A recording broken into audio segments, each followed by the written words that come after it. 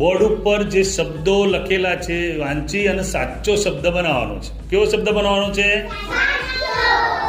ચલો હું શબ્દ બોલું છું, હવે તમારે સાચો બનાવવાનો છે. ગામ.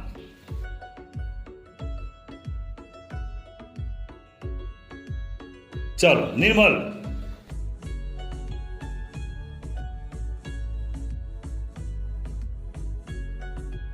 ગાજર.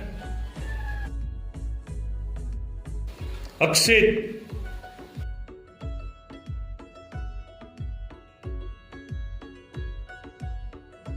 રીના.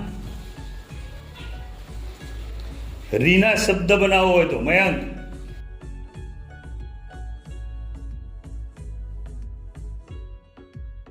મામા. લવજી.